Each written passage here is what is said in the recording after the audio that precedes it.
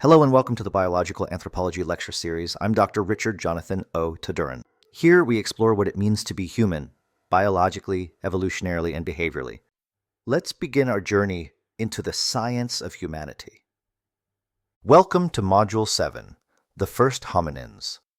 In this module, we investigate how the earliest members of our lineage emerged and what made them distinct. First, let's revisit where we left off in the last modules. We've explored primate evolution, major fossil transitions, and the environmental forces shaping those changes. Now we finally turn to the moment students often wait for, the appearance of the very first beings who can truly be called hominins. As we move through this material, think about how scientists even recognize a first hominin in the fossil record. It's not as dramatic as a single fossil announcing itself as the beginning of humanity. Instead, what we see is a mosaic of traits, some that still resemble Miocene apes, and others that hint at something new. You might wonder why this matters. These early shifts, especially toward bipedalism and changes in chewing anatomy, set the foundation for everything that follows: tool-making, brain expansion, social complexity, and eventually the rise of Homo. Let's look at the kinds of anatomical clues researchers rely on: a slightly more forward foramen magnum, a femur angled just enough for upright walking, or canines that no longer function as weapons. All of these become pieces of a much larger evolutionary puzzle. And this part is important. The earliest hominins didn't live in open savannas, as older stories suggested, but in woodland environments. That detail changes how we think about why bipedalism emerged in the first place. By the end of this module, you'll see how Sahelanthropus, Orrorin, and Ardipithecus illuminate the earliest chapters of our evolutionary story, and how scientists use evidence to bring those chapters to life. In this section, we identify the key traits that define hominins, including habitual bipedalism and nonhoning chewing. Let's revisit what it actually means to call a species a hominin. It's tempting to imagine a neat dividing line, one moment an ape, the next moment a human ancestor, but evolution doesn't work with sharp boundaries. Instead, we rely on particular behaviors and anatomical signals that show a lineage starting to move, eat, and live in ways that set it apart from other primates. In the fossil record, two traits consistently point us toward hominins: habitual bipedalism and a non-honing chewing complex. These aren't just random features, they represent deep functional changes that shaped everything that came afterward.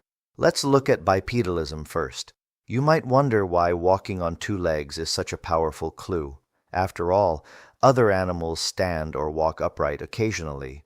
The key is habitual bipedalism, an organism that is structurally committed to being upright most of the time.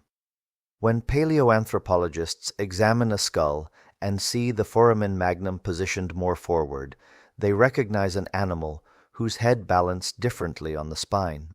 When they see a pelvis that has become short and broad, or a femur angled inward to bring the knees toward the midline, they're seeing evidence of a body redesigned for stability and efficiency on two legs.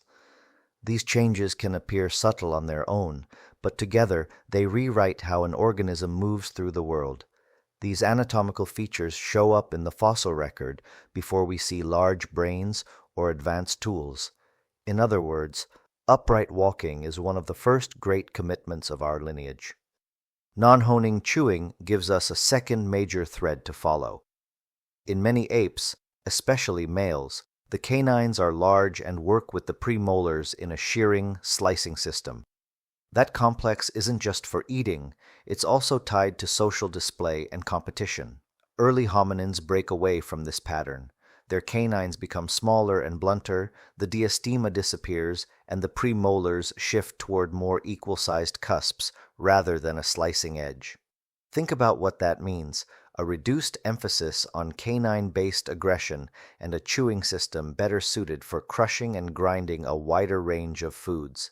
Teeth fossilize extremely well, so these clues often give us some of the clearest, earliest evidence that a species belongs on the hominin branch. You might wonder why these particular traits, walking upright and chewing differently, carry so much weight. It's because they signal more than anatomy. They signal a shift in daily life.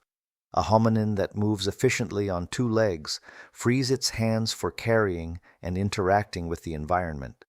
A hominin with reduced canines hints at changes in social dynamics and feeding strategies. When we put these pieces together, we're not just defining a category, we're glimpsing the earliest steps toward the human story. So, when we talk about defining hominins, we're not looking for perfection or a fully human form. We're looking for commitment, early evolving commitments to new ways of living that set the stage for everything that follows. Let's revisit why bipedalism is such a defining feature of hominins. When we talk about upright walking, we're not just describing a pose or a habit, we're describing an entire anatomical reorganization. The shift to bipedalism reconfigured the body from the skull down to the feet, and these adjustments show up again and again in the earliest fossils that point to our lineage. So as we walk through these skeletal traits, think about how each one contributes to a single goal, keeping the body stable, balanced, and efficient on two legs. Let's start with the skull and work downward. One of the earliest signs of bipedal locomotion is the position of the foramen magnum, the opening where the spinal cord enters the skull. In quadrupedal primates, this opening sits farther back, because the spine meets the skull at a more horizontal angle. But in hominins, the foramen magnum shifts forward, bringing the skull into a balanced alignment atop an upright spine. It's a small, structural change, but it reflects a major behavioral commitment. You might wonder why this matters so much. It's because even a slight shift alters how the weight of the head is carried, and early hominins were clearly moving in that direction. Moving down to the spine, we see another crucial adaptation, the development of an S-shaped curvature. Quadrupeds have a more uniform, C-shaped spine that supports a horizontal trunk. Hominins, by contrast, need a spine that can act as a shock absorber, helping distribute weight across the pelvis and lower limbs. This S-curve brings the chest back and the hips forward, aligning the torso over the center of gravity. It's one of those traits that sound subtle until you try to imagine balancing upright without it. The pelvis undergoes one of the most dramatic transformations in the shift to bipedalism. In apes, the ilium is long and positioned along the back of the body, designed for powerful climbing and suspensory behaviors. In hominins, the ilium becomes short and broad, rotating around to the side to stabilize the trunk during single leg support. Think about what happens when you walk. You're balancing on one foot with each step. A reshaped pelvis allows the gluteal muscles to act as stabilizers, preventing the torso from tipping sideways. This change is so fundamental that paleoanthropologists can often identify bipedalism from pelvic fragments alone. Let's look at the femur next. Early hominins show a clear valgus angle, meaning the femur angles inward from hip to knee. This brings the knees closer to the midline of the body, keeping the feet directly under the center of gravity. Without this alignment, walking would feel more like an awkward side-to-side shuffle. A longer femoral neck also helps distribute forces during upright walking, a feature well documented in species like Orrerin. Finally, we reach the foot, another area where bipedalism leaves unmistakable marks. The human foot has a robust heel for striking the ground, a series of arches that act as shock absorbers, and a big toe aligned with the other toes rather than grasping. Early hominins may not have had a fully modern foot, but fossils such as those from Ardipithecus already hint at experimentation with upright posture while retaining some grasping ability. So when we put all these traits together, we see more than isolated anatomical quirks. We see a coordinated suite of adaptations that tell us an organism was increasingly committed to life on two legs. And that commitment marks one of the earliest and most important divides between our lineage and the apes that remained quadrupedal. Let's revisit why teeth play such an important role in identifying early hominins. Fossils of bones can be rare and fragmentary, but teeth preserve remarkably well. They're like tiny geological time capsules, holding information about diet, behavior, and evolutionary relationships. So when we talk about non-honing chewing, we're talking about a set of dental features that signal a real break from the ape pattern and help us trace the earliest members of our lineage. Let's look at what that break involves. In many apes, especially males, the canines are long and sharp, and they interact with the lower premolars in a slicing system called the honing complex. Every time the mouth closes, the upper canine sharpens against the premolar, maintaining a weapon used in male-male competition and social signaling. Early hominins lose this feature. Their canines become smaller and more incisor-like, and the premolars change shape so they no longer act as sharpening tools. The absence of a diastema, the gap that accommodates large projecting canines, is one of the clearest signs that this slicing system has been abandoned. The shift away from honing isn't just a mechanical change. It reflects changes in social behavior, mating strategies, and even patterns of aggression. You might wonder why reduced canine size matters so much. In many primates, big canines are tied to dominance displays. When early hominins began evolving smaller, blunter canines, it suggests a different social landscape, one where overt canine-based competition played a reduced role. At the same time, the chewing surfaces of the premolars and molars become more adapted for crushing and grinding. The premolars develop more equal cusps rather than the asymmetric slicing edge seen in apes. This tells us something about diet as well.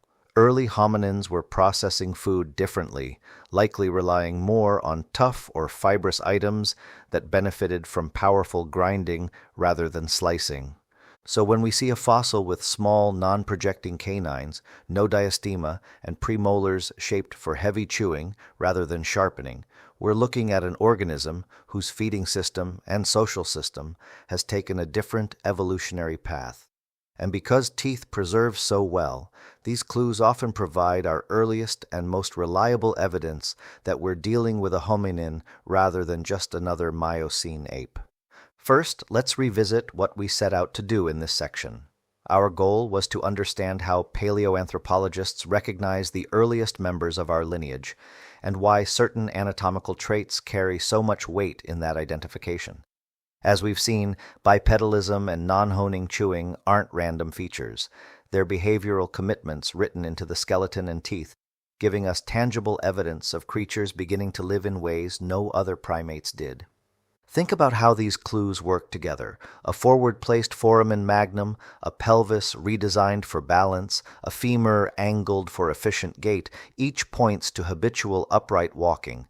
And when we pair that with smaller, blunter canines and premolars built for grinding rather than slicing, we begin to see a very different kind of primate emerging. You might wonder why all this detail matters. It matters because these traits appear before large brains, before stone tools, and long before anything that would look recognizably human. They mark the earliest shift in what it meant to be part of our lineage.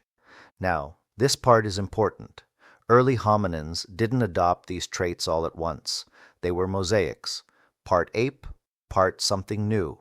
And that mosaic tells us that evolution works through gradual change, layering new adaptations onto older frameworks.